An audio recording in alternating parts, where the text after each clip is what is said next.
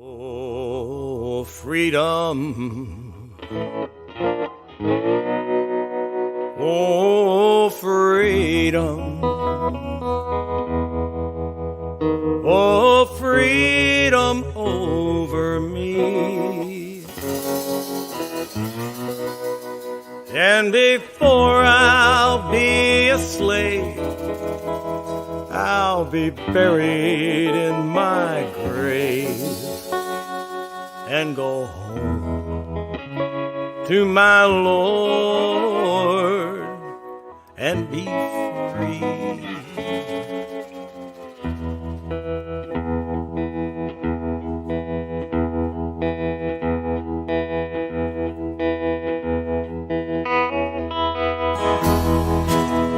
No more moaning, no more moaning, no more moaning over me. And before I'll be a slave, I'll be buried in my grave and go home to my Lord and be free.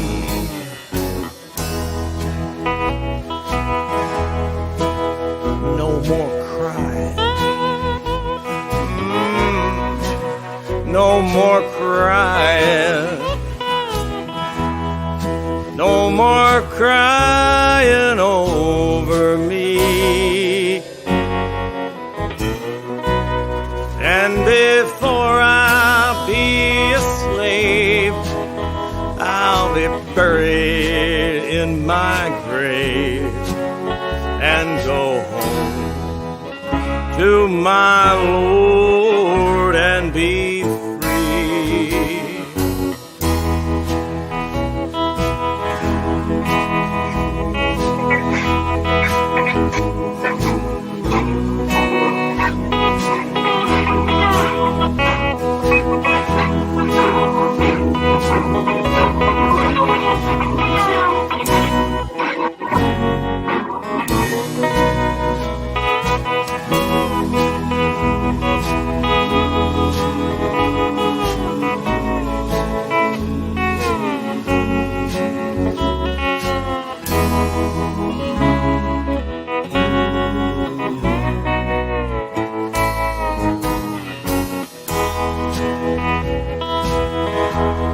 No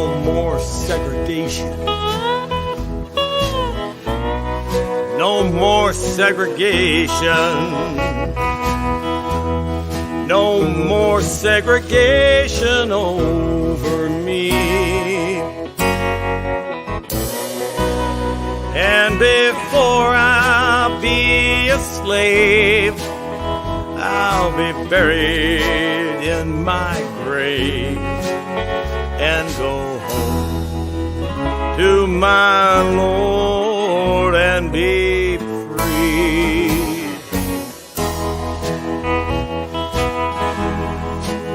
Oh, freedom. Oh, freedom. Oh, freedom over me. And before I'll be a slave, I'll be buried in my grave and go home to my Lord and be free. Yes, before I'll be a slave,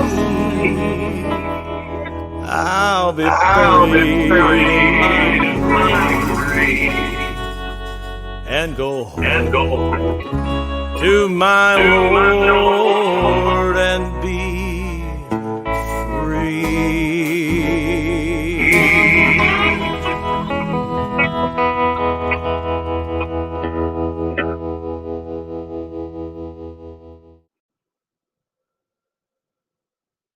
Good evening. I'm I'm Sarah Watson. I'm the Executive Director of Looking for Lincoln in the Abraham Lincoln National Heritage Area.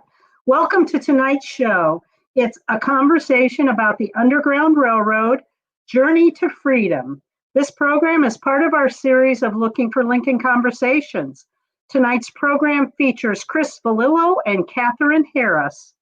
Chris and Kathryn will discuss the realities of the Underground Railroad and how coded information on how to escape was shared between enslaved populations. The conversation will be followed with questions and answers from the audience, so be thinking what your questions might be. For more information about the Looking for Lincoln conversations, visit the Looking for Lincoln Facebook page. This program is funded by Illinois Humanities and partially funded by a grant from the Illinois Arts Council. It is now my distinct pleasure to introduce Chris Vallillo.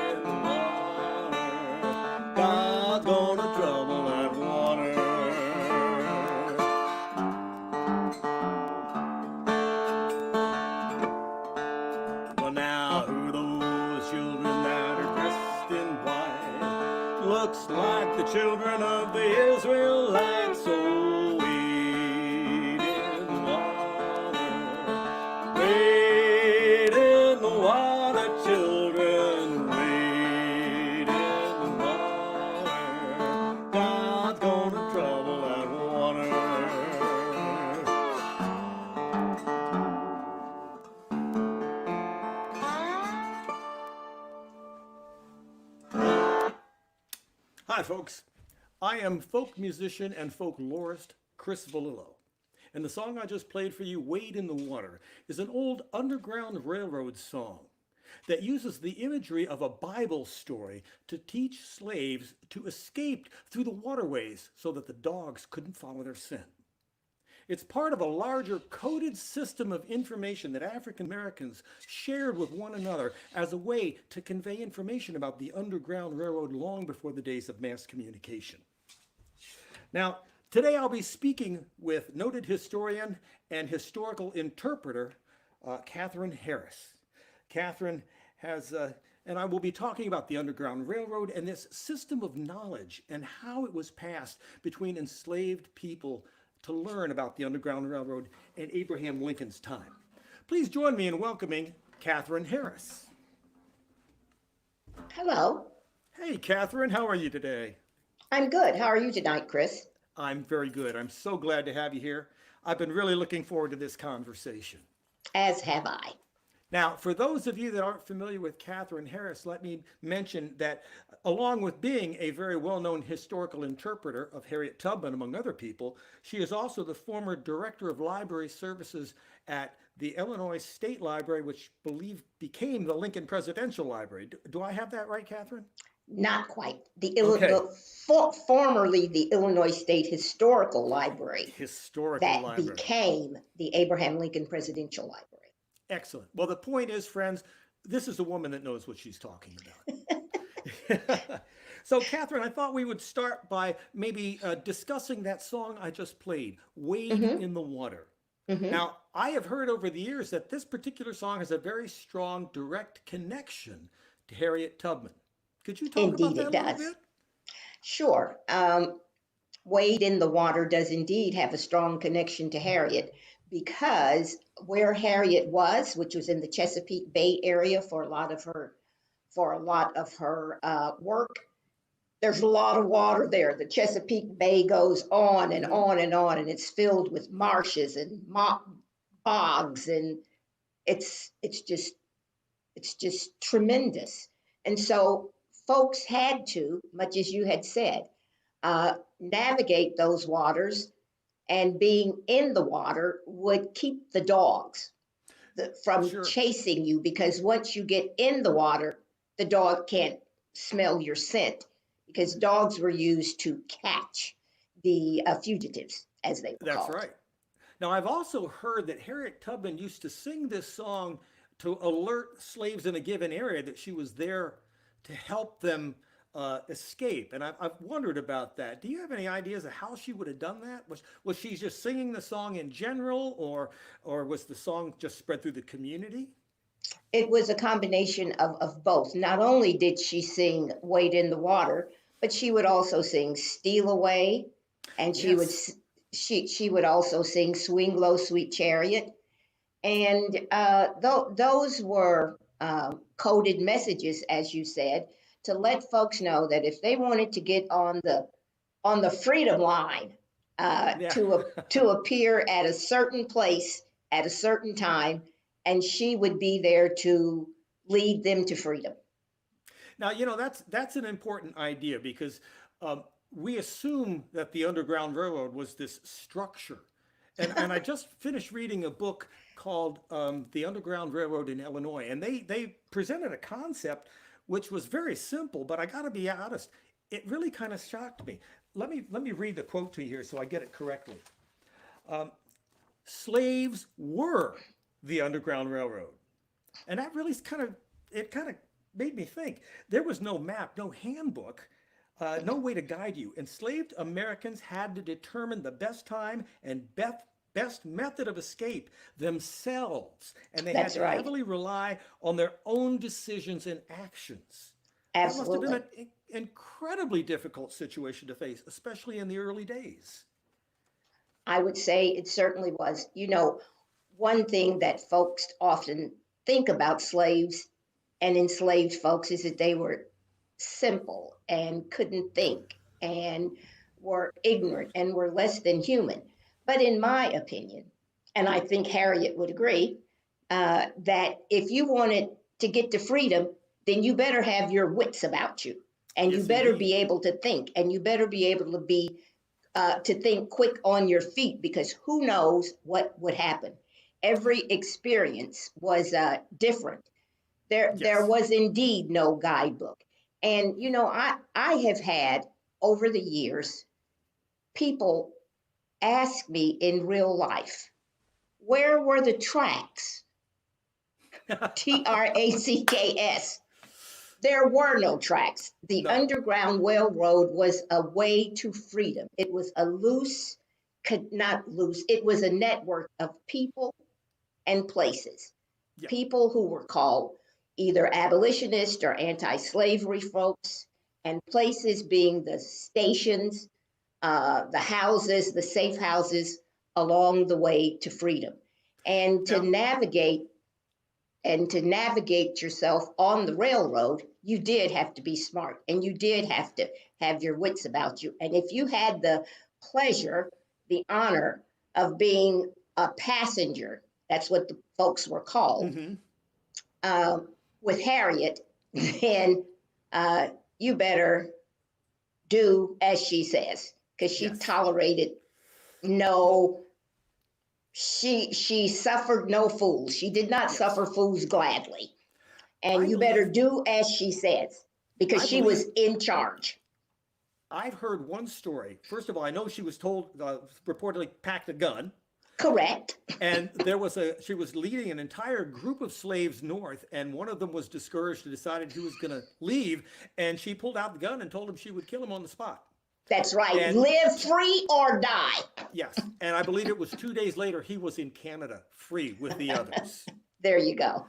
Now you touched upon a subject. It's a little off where I was planning to go, but I can't resist this. You mentioned the idea that many people thought that enslaved African Americans were not intelligent people, but they came from the west coast of Africa, and they brought with them a tremendous collection of traditions and ancient knowledge that, in Hmm. many ways, is as advanced as anything we've ever had. And I think it goes into what will become the secret symbols and codes that help alert the escaping slaves to the Underground Railroad and give them clues as to how to safely transport that. That Um, that would be very true, Chris.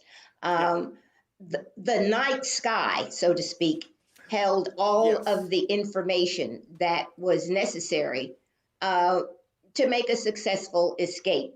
Um, a lot of enslaved folks took their freedom by simply just putting one foot in front of the other and just simply walking away from the plantation.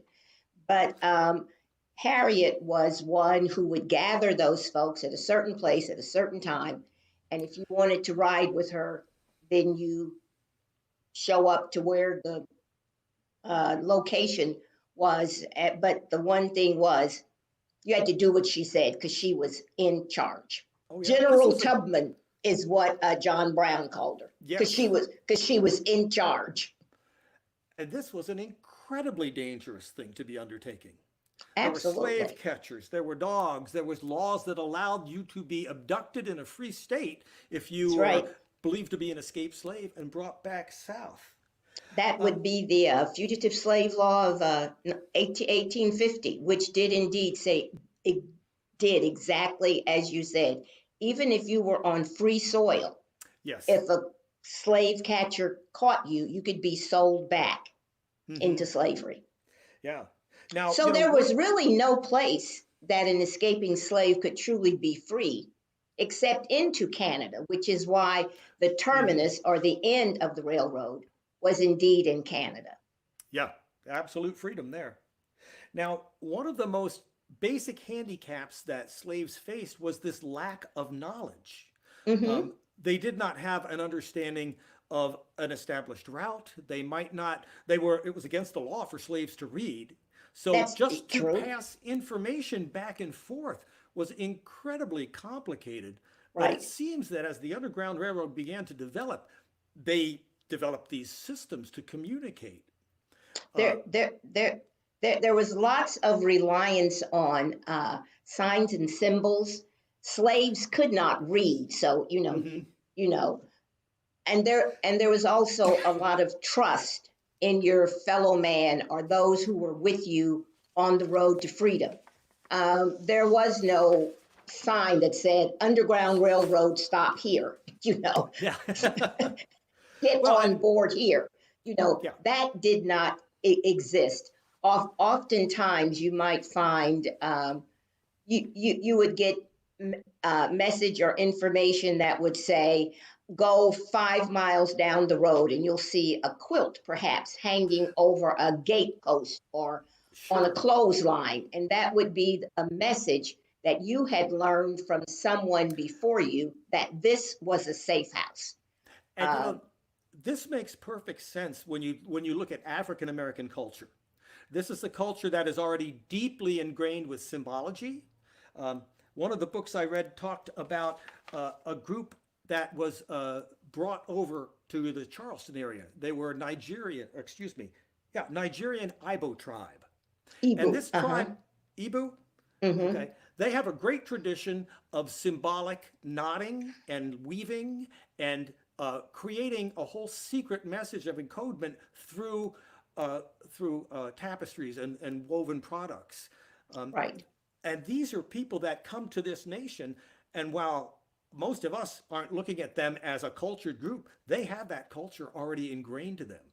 Ab- So they, ab- Absolutely. Probably one of the most important folks in an African family tribe was the griot because yes, he held all of the knowledge, all of the stories of what had come down throughout the years of that particular tribe or that particular group. And the griot was a man of honor in the community.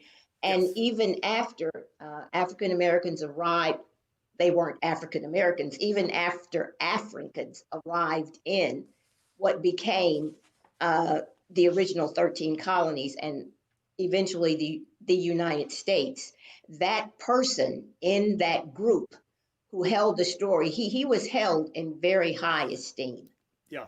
So it would be a very short leap to use that system of oral tradition, of telling stories Right, and keeping cultural knowledge, as a memory, not in a written form. That would right. translate very directly into secret communications for the Underground Railroad.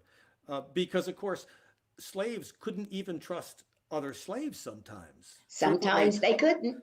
escapes were thwarted because other slaves had told on them to Right, gain favor with the masters. right. Um, so you had to be very careful about who you shared information with and how you did it.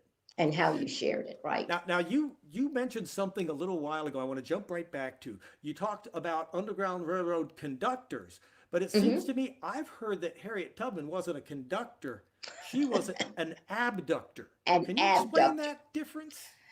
She actually went and got and took people. She Hmm. abducted them, and she was also, however, a conductor. But there were numerous conductors on the railroad, but she was probably the most noted abductor and Yes. conductor because many of the folks who had those roles, their names are lost because the Underground Railroad Yes. was secret and it was Hmm. also illegal. Oh yes. And repercussions would be violent and extreme Absolutely. for One both of the whites most and blacks. right. If you were a fugitive and you got caught, all kinds of horrific punishment could happen to you, having all kinds of implements attached to your body, your feet shackled. Hmm. Sometimes folks even had their feet chopped off because if your feet get chopped off, then you can't run. Hmm. And so it was horrific. Yeah. I've actually there's an Underground Railroad museum in rural Ohio. I just happened on one time when I was out on the road, and they had one of the slave collars that you have heard Right. about. It's an Mm-hmm. iron collar with spikes about Mm-hmm. 3 feet long, radiating out Correct. from it, so slaves could not escape. Right. It's just horrifying to imagine the things that were done from one human being to another in the name of their idea of getting free labor. Yeah. Now, one of the things that I notice in many of the coded stories and especially the coded songs, that we're using Bible references as a Mm-hmm. way to talk about escaping and freedom. What are your thoughts on that? Well, that's very true. The uh, the masters were often very good at citing one particular part. I don't exactly remember the particular chapter and verse, but it does say something about slaves obey your masters, Sure, I know the and one you mean. that was that was quite a bit hammered into their heads.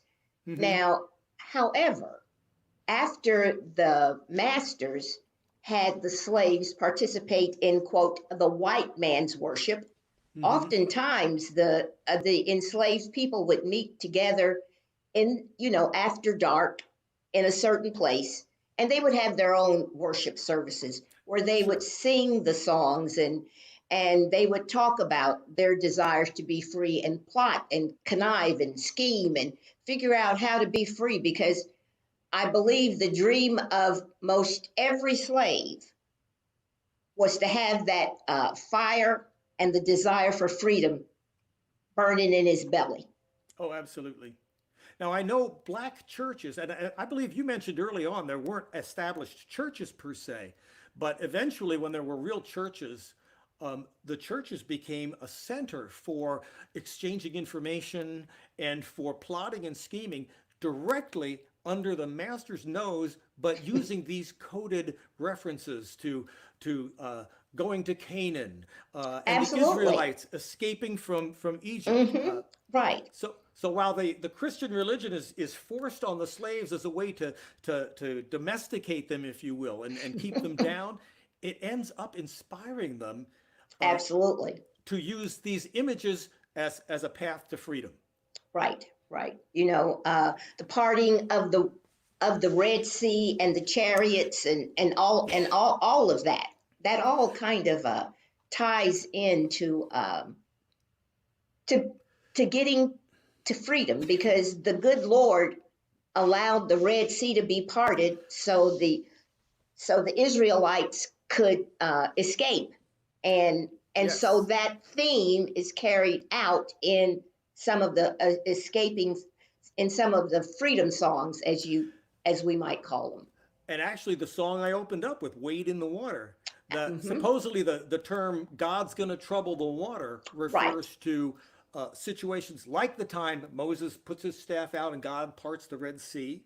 Hmm. And then the story about the fountain at Bethesda, where an Oh, uh-huh. angel touches the water and troubles That's the right. water, and then the sick and afflicted can bathe in that and be immediately healed And be made whole. Right. and be made whole. I mean, what powerful images for an enslaved person to look at and be inspired by. Abs- ab- Absolutely, Chris. I believe I Absolutely. remember hearing Frederick Douglass, Hmm. the other Douglas. You're uh, right. He had two S's on his name. That's right.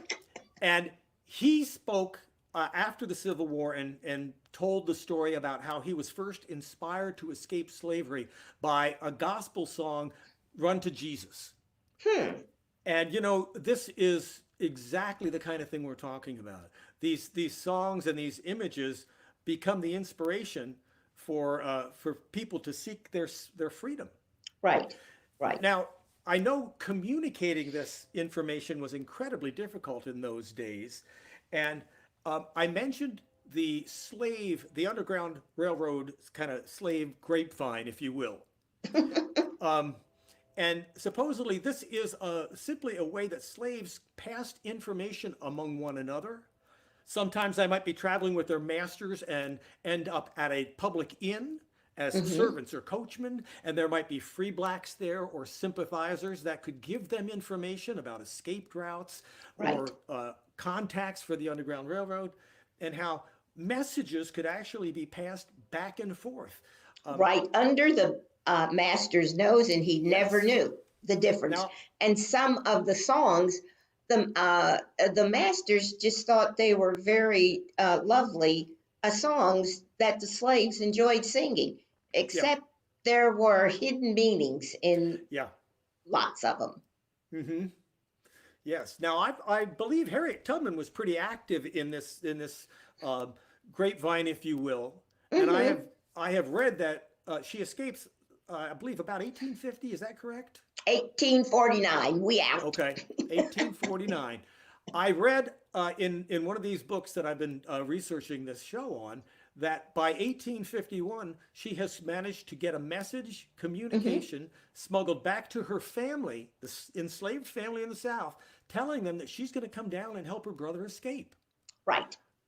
Yeah. And indeed she did that, because when she herself got free, took her freedom, Hmm. uh, she said she wanted to share that freedom with others, and that's why she went back and got other folks, because she didn't want that freedom just to be, she didn't want to be alone. She wanted others to experience the joy that she had in being free. So that was her, that was why she went back, not once, not twice, but perhaps as many as 13 times Wow. I mean, to what an incredible act of heroism that is, just to consider that.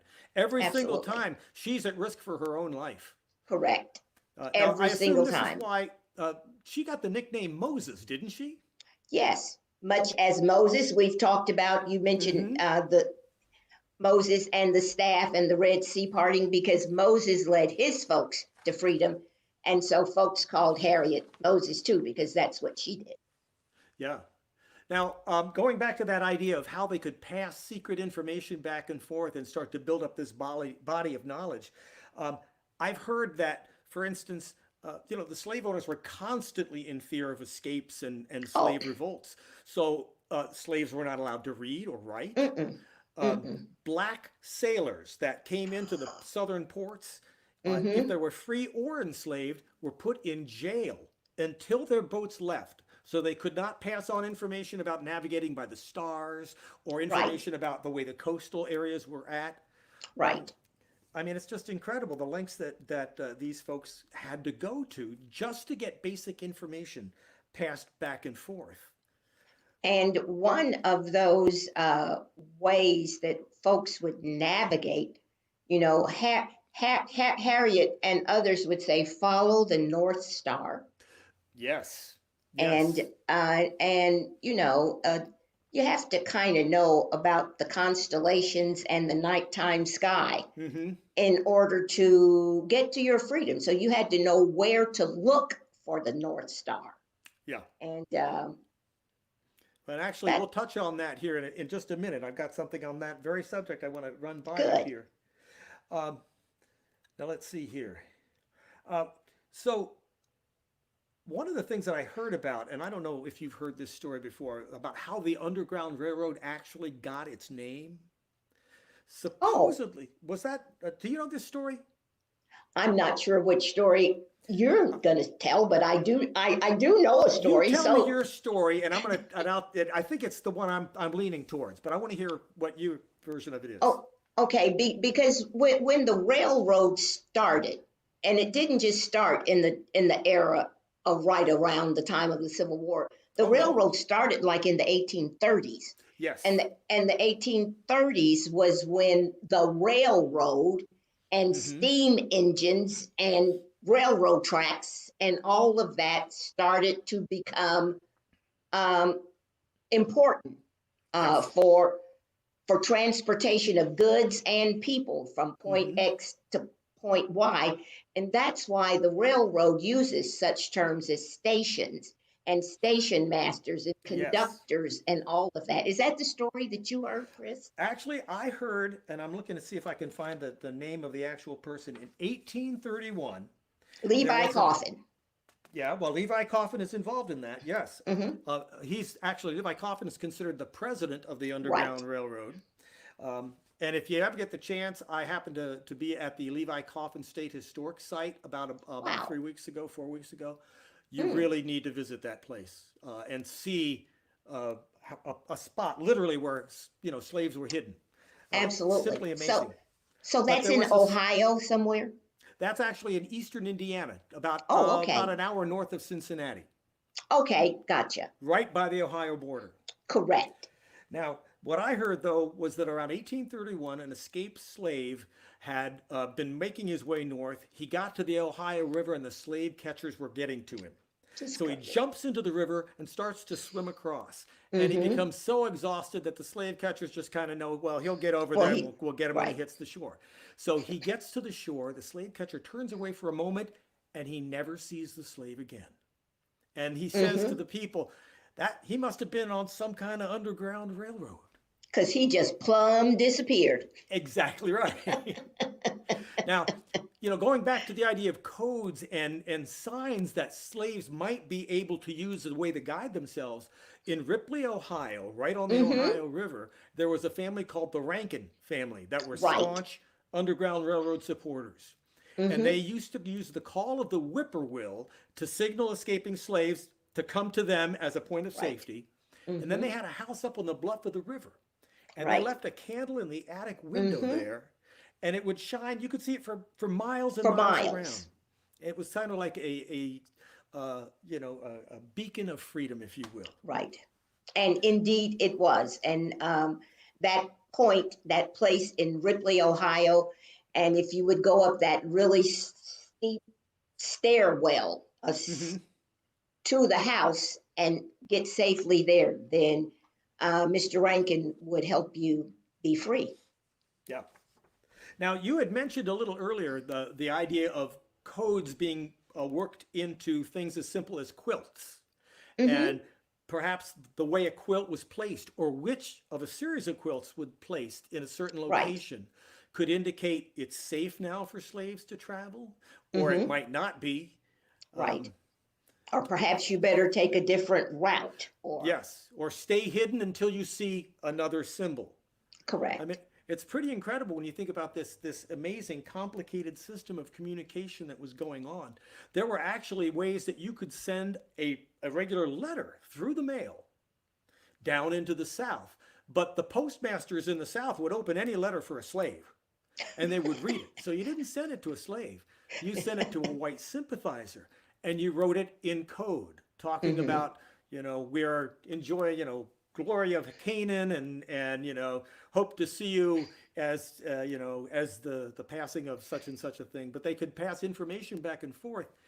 And I know I have heard Harriet Tubman used to frequently alert communities that she was coming down, so people That's could right. gather Hmm. and plan to escape together. Right.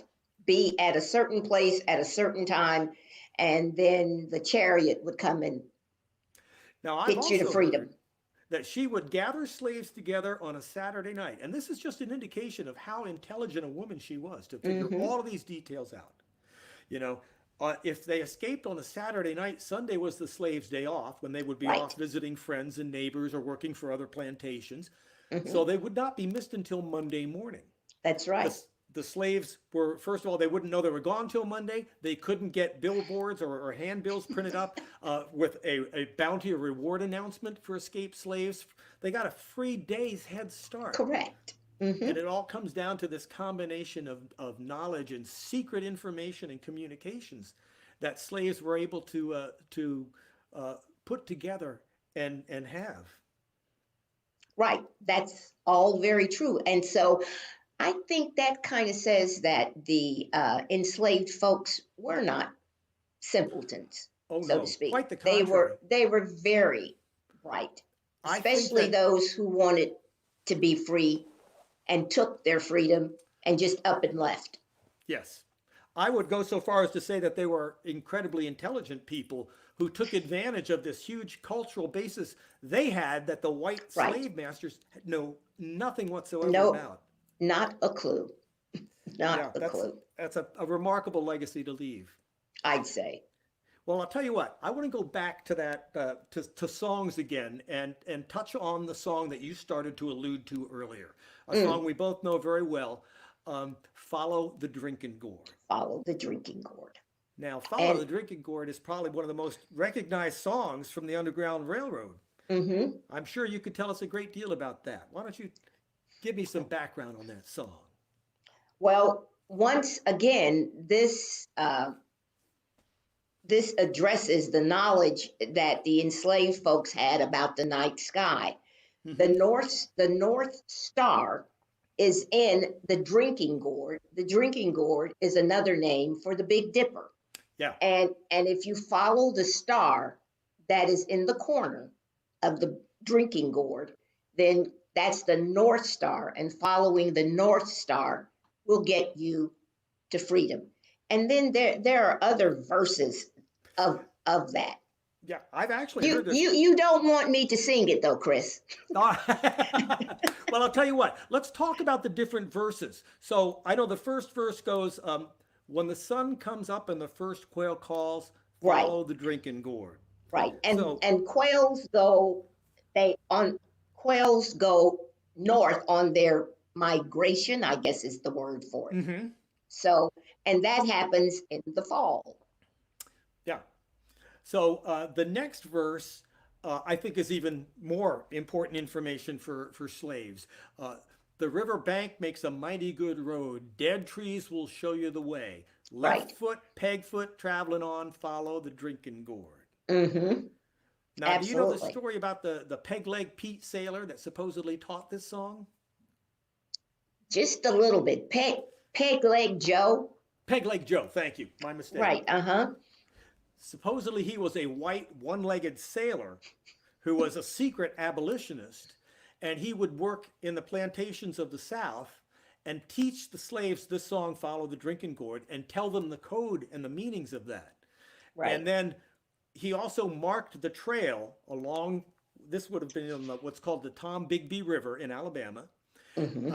And it was a slash mark and a jab mark into the bark of a tree, and that would be his sign. And if you look for those signs, it would literally show you the safe route north. Right, right. Yeah. Very good. Very So good. the idea was that you follow that river due north, and when it comes to the headwaters and it ends, the next verse takes over. And it says, the river ends between two hills, follow the drinking gourd, but there's another river on the other side. Follow I the just happened drinking to be gourd. looking at a map the other day of this very area, and there are two mountain ridges that come together at the headwaters of the Tombigbee River. But if you go over that and go into the valley beyond it, you come to the Tennessee River. Ah, And that heads up to the Ohio River. And that's the last verse. When the great Right. big river, the Ohio River, meets the little river, the Tennessee River, the old man will be waiting to get you to freedom. The Underground Railroad conductor would be there. good. Right. Yeah, now that's an amazing song. That's been a big part of culture and tradition for a long time. Absolutely. And guess what? It's also true. And it's a good geography lesson. It really is. I love the fact that there's so much coded information built into that song. The last thing that I remember about this song is that if you did what it said, if you left when the quail begin to migrate, it would take you perhaps as long as a year to travel up to the Ohio River, hiding from slave catchers, traveling only by night. But when you Right. got there, it would be winter and the river was frozen. And you would just And guess walk what you could over do? You the could river. walk across it. Exactly right. Well, Kathryn, this has been a joy. I've just had a great time talking with you, and I know you and I could go on for a long, long time. Yeah, But we probably could, but yeah, but I know that we want to have some folks ask some questions. Before we do that, though, I thought what I'd do is I'm going to perform 2 verses of that song we were just talking about, Follow the Drinking Gourd, so folks can hear what it sounds like and get a full understanding of that song.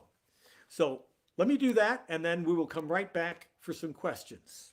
all right then.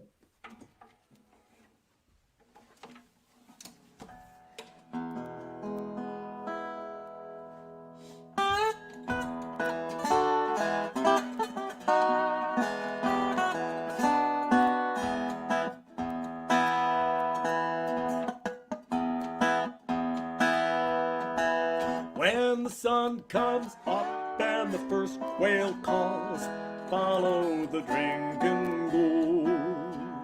The old man is waiting for to carry you to freedom. Follow the drinking gourd. Follow the drinking gourd. Follow the drinking gourd. For the old man is waiting just to carry you to freedom. Follow the drinking gourd.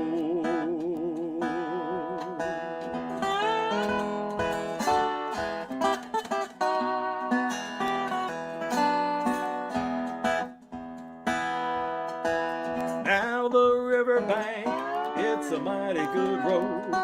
Dead trees will show you the way. Left foot, peg foot, traveling on. Follow the drinking gourd. Follow the drinking gourd. Follow the drinking gourd. For the old man is waiting just to carry you to freedom. Follow the drinking gourd. For the old man is waiting for to carry you to freedom. If you follow that drinking gourd.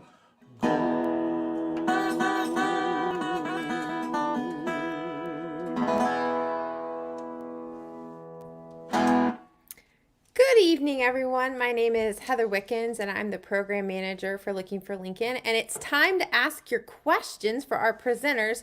So take a minute and type them in the comments on Facebook, and we'll bring Kathryn back, and we'll have time to answer as many questions as time allows. And I've already saw in the comments people asking about this being recorded, so I'll address that now.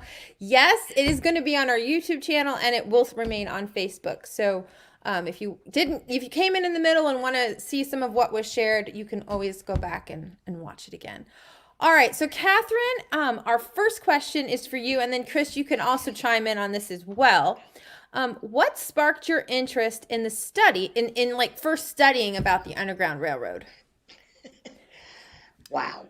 Um, I'll try to be very brief.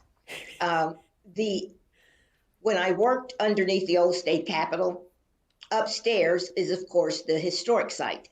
And the site manager had a program with the local elementary school, Isles Elementary School, and it covered the era of the Civil War and the antebellum era as well. And one of the things that the students wanted to learn about was Harriett Tubman. And I had presented in our Sangamon County Historical Society cemetery walk. I had made someone come alive. And so the site manager, Carol Andrews, asked me if I could make Harriett Tubman come alive for the children in the program. So it was like open mouth, insert foot. And so that's kind of how Harriett came to pass. And I've truly enjoyed it. And the students at the school enjoyed it too. So. Okay. I hope that certainly answers rose your to the question. occasion and did a remarkable job. I've seen you present as Harriett Tubman. And Thank it you is- so much, Chris. It's you. very, very powerful. Thank you. Now, I would say I came about my interest in the Underground Railroad, as with most things, through music. And it was songs like Wade in the Water and Follow the Drinking Gourd. And the fact that these songs meant different things to different people, but they were these powerful keys. And it opened up the whole set of doors to this wonderful mystery, the Underground Railroad. It sounds fascinating and romantic to us today, but in that day, the hazards and the troubles that these people risked just for freedom. I mean, That's right. it's the story of America. It is what we have all striven for. You know, that more perfect union, the opportunity for freedom, that is the ideal of America. So the music kind of hooked me, and it opened up the door to what was an incredibly fascinating story. Okay. Thank you both. All right. Our first question from our audience is for Kathryn. Kathryn, this is from your friend Leo. He wants to know, were there any kids that helped the people who were running away? And for our audience, Leo is 5, and so this was his question. Were there any kids that helped people who were running away? Well, the kids were probably with their adults, their mom and their dad. But the one thing about the Underground Railroad, and Harriet especially, she took everybody. So if there was a child and the mom and dad, keep them together, because that was one of the worst things about slavery, was the separation of the family. So whoever showed up, if they would do as Harriet said, and even if they did have little people with them, little people need to be free too. Yeah. Yeah, I believe So- I've heard the exact kind of story you're saying, where children were frequently part of Harriet Tubman's group of escapees. Absolutely, they were. And she specifically went back, she would get requests. You know, my brother's going to be sold at auction, my sister's Right. going to be, and she would put together a plan, and she would come down and take entire groups of people out. Absolutely.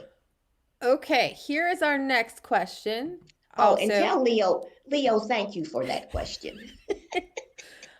Okay.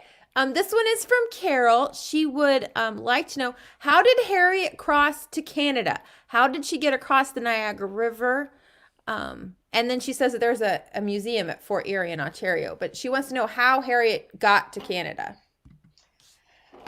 Sometimes, I know on one occasion she actually went on a real train across the river, and other times she had to navigate and swim Wow. in a ship, not a ship, but in a boat or a skiff or whatever. But that is indeed how she would do that, because indeed, like I said, Canada was the final stop on the Underground Railroad. And Kathryn, correct me if I'm wrong here, but when they created the Fugitive Slave Act, wasn't that when all the escaped slaves that were in the North kind of decided they had to move to Canada so they could Right. not be captured? Correct, because it Yeah. was only under the paw of the lion that an escaped slave could truly be free. Because at that time, in the 1850s, the Canadian flag was an upright, well, a lion standing on his hind legs, and underneath, you know, underneath the paw of the lion, could there be true freedom. Okay. All right. Our next question, and I don't know that there's actually a good answer to this one. How many slaves successfully made it to freedom by the Underground Railroad? I'll take a stab at it. There is actually no real answer because it was illegal. So there isn't a ledger anywhere, that says how many. But if you think that by the time the war broke out in 1860, there were probably 3 million plus slaves, and only maybe even 100,000. No, that would be way too many. I think you're probably closer to the mark than you think. I think one of the books I was reading recently kind of threw a number in that range out as a Right. guess. Right, But like as a guess, but yeah, but like you said, there, this was secret. Nobody kept records. right. There were well, I don't know if you would call them records, but William Still, who was the who was in charge of the Anti-Slavery Society right there in Philadelphia, he did have a register of people who did come, but of course that information was not published until post the war. In about 1872, his book was published.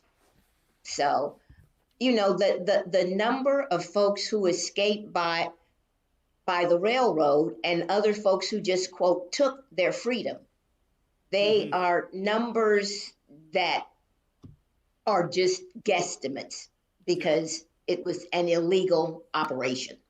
And we can only also imagine the numbers of those that did not make it alive. Right. That lost their lives on the way, Right. or recaptured, beaten, or killed. It's a staggering number of people, and yet that urge to be free dominates, and people Absolutely. simply must. Okay, well, we have lots of questions tonight, so we will keep going. All right, here is our next question. All right, this is from Linda. She's asking specifically about what specific symbols in the quilts directed slaves to freedom. Okay. Kathryn, you got that one? I think that I'm going to have to blow away a lot of stories that go with the Underground Railroad and the symbols and the blocks and all of that. Because a lot of the blocks that were used on what are called Underground Railroad quilts really did not come into common usage until the 1870s. And that was, the war had ended. So the Underground Railroad quilts they're more mythology than history. That is not to say that quilts were not hung on lines or on lampposts or that, messages were given by a curtain that was pulled back a certain way. But a lot of that is folklore. It really got a lot of attention, I think in like 1998. There's a book by Tobin, Tobin, that's called Hidden in Plain View. And it's based on the oral history that the author got from her family members, from her ancestors about the story. But it took off like wildfire because quilts were mostly used for, guess what? Utilitarian purposes, to keep you warm.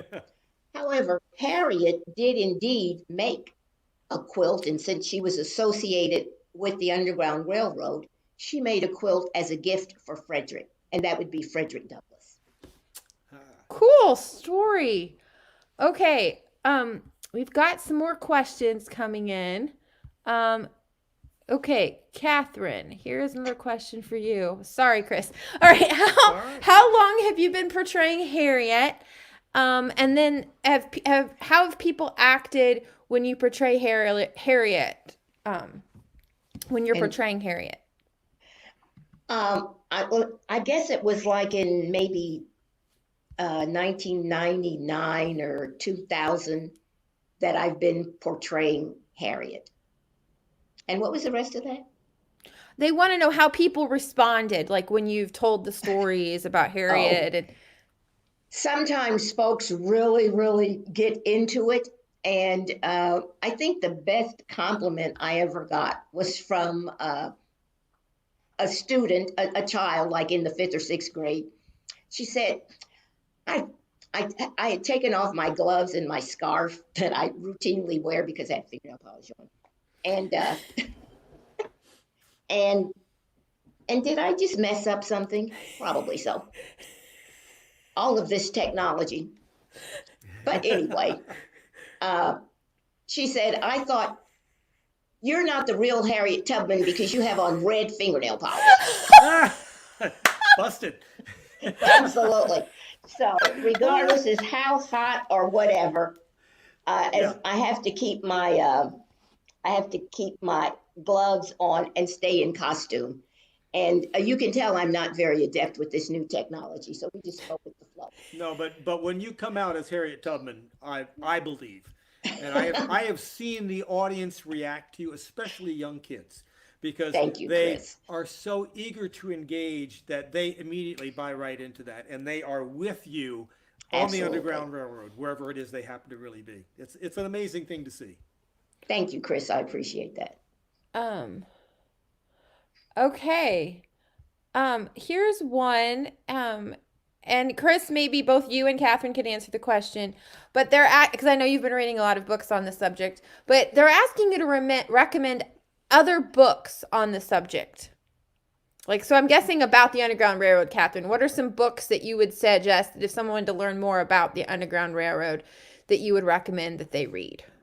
Oh my goodness. Most of them are about Harriet, the ones that I have, but there is one by Fergus Bodewish. I'm not exactly how you pronounce his last name. And it has Canaan in the title. And then there's Mr. Still's book, which is available in reprint.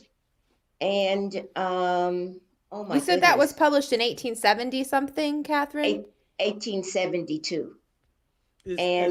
Is that, and pardon me for jumping in here, but I think I'm familiar with what you're talking about. Isn't that a book of reminiscence, either of his activities as an Underground Railroad conductor or of stories of escapees? Yes, he was a station master. Yeah.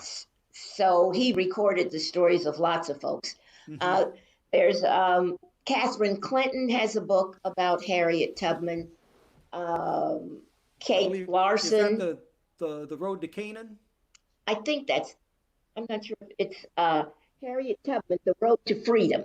To Road to Freedom. That's one of the books that you had recommended to me, yes. Right. But you can go to your local public library, and I always support going to your local public library. Of course. And there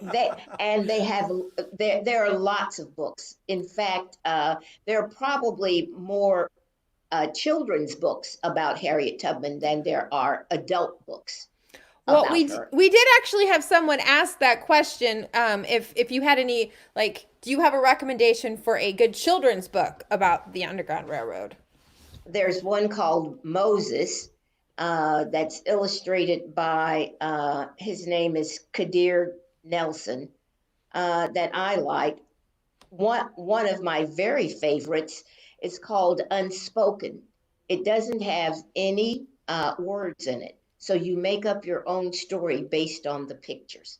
Oh, And nice. that really allows an opportunity for, for you to, for your imagination to really go to work. Um, I have several children's books about Harriet Tubman. Now, there are a couple adult books that I would recommend. One Okay, is called The Underground Railroad in Illinois, right, which by is an Gwinnett. excellent book. Um, let's see, the Kathryn, the book we talked about, The Road to Freedom, was a Right. great, excellent book on Harriet Tubman. And Mm-hmm. we mentioned Levi Coffin, who was, Right. the president of the Underground Railroad in Newton, I believe, was the original name for the town in Ohio. Mm-hmm. There is a book he published in the 1870s where he talks about his reminiscence of running that Underground Railroad station Right. and all of the people he was involved with at that time. And there's, Absolutely. like the book you mentioned before, these are rare examples of people who were actually in the movement that later tell their real first person stories about it. And those are fascinating books. I would highly recommend any of those, and the ones Mm-hmm. Kathryn was mentioning as well. Okay, well, our time is drawing to a close, so I'm gonna Oh have my. ask us two more questions, and then unfortunately we're gonna have to call it quits for today. We've had lots of great questions, so I'm sorry if we haven't gotten to your question. But we have had a couple questions about, and this I'm gonna sum it up so we can kind of get closing here about slave catchers and like if they fired on slaves, like how did people who were sympathetic towards runaway slaves help protect, or rise up against slave catchers? Could you have any stories to share about that? Because I think that was a couple. We had a couple questions about, people, some slave catchers waiting to get people as soon as they crossed into freedom, and how if any of the local citizens would help stop that, even though there was the 1850 Fugitive Slave Act. A lot of those folks who were anti-slavery or abolitionists, they would of course hide the folks in a barn, in a cellar, wherever. Harriet herself was hidden once in a wagon that was full of potatoes, and so she was covered up with potatoes because there was a what do you call it, a false bottom, and Hmm. she was in the in between, and it just looked like the man was taking his vegetables to market. Little did they know that Harriet was in that very wagon. So I think perhaps that's what the user is trying, the questioner is trying to find out. Yeah. Yes. There are a couple of stories that come to mind to me. One was at the Levi Coffin house. Mm-hmm. They talk about the fact there were a pair of brothers that came up into Indiana for some unspecified reason, but while they're there, they decide they're going to buy a tannery that was for sale very cheap. They brought two slave girls with them. Now, the law in Indiana very specifically said that if you brought slaves to Indiana and then you purchased anything that was associated with property, like land or a business, the slaves became free. So these guys decided they'd work around this, and they made arrangements to sell off the slave girls, but unbeknownst to them, they'd actually bought provisions for one of the businesses, which immediately kicked that law into action. And so they were heading south to sell the slaves, and the abolitionists heard about this. They connected with Levi Coffin, and they arranged to meet and capture the slave catchers and arrest them and free the women. There you go. They were brought back to the Levi Coffin house. He took them under his roof and supported them and put them through school. The slave catchers were facing a $500 fine and several years in prison, and they negotiated their away by simply saying, all right, you got to free these girls and write it out, and give them their emancipation papers. And of course they did that, so they didn't end up going to prison. And again, at Levi Coffin, you can see exactly what Kathryn is talking about. They have one of those wagons with a false bottom in it. And one of the things they say at the site is that Levi always kept the wagon already set up with a horse on it at all times, because frequently escaped slaves would show up at night. and they needed to be taken from that point to the next safe house at Right. any time, day or night. He was ready to go. It was Okay. dangerous work. Well, Absolutely. I hate to draw this fascinating conversation to a close, but I don't want to keep anyone too long. So here's our final question. Kathryn, why do you think it's important for us to study the Underground Railroad today? Well, I'm really into history. And so history is important. It can help to inform us about activities today. And I'm not sure exactly who said it. If you don't know your history, you're bound to repeat it. Yeah. But I think that there are lessons to be learned about freedom from the stories of the Underground Railroad and the lengths to which people would go to have freedom. And the Underground Railroad is a good example of the desire to be free. Okay. Chris, you Yeah, got well anything said. to add? I would say that it is essentially what you have said. It is the American story. Much like you were saying, I think Mark Twain made the comment, history doesn't repeat itself, but it rhymes. And we are facing tremendous strife today Right, over issues that many people don't understand the history of. correct. Why are we still looking for equality for Black Americans? Because of this terrible history that has come and led to this, to these issues over the years, and we have yet to completely solve those. But by Correct. looking and studying the lessons of the Underground Railroad, we can see how people overcame insurmountable odds to become free and, Right. and to understand how important that is. And I think we've both said it at one time or another. It is the American story of the ongoing search for freedom and the human spirit that need to be free. I think there are tremendous lessons to learn from the Underground Railroad. Okay, well, I would like to thank both of you so much for joining us this evening. And to our audience, stay tuned and follow our Facebook tags. We have several upcoming Looking for Lincoln conversations that we hope you will enjoy. So everyone have a great evening. Bye. Thank you. Thank you very much. Pleasure Good to night. No more segregation. No more segregation. No more segregation over me. And before I'll be a slave, I'll be buried in my grave and go home to my Lord and be free.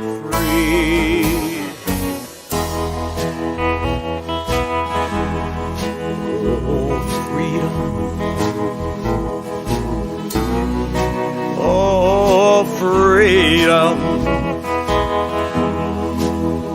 Oh, freedom over me. And before I'll be a slave, I'll be buried in my grave and go home to my Lord and be free. Yes, before I'll be a slave, I'll be buried in my grave and go home to my Lord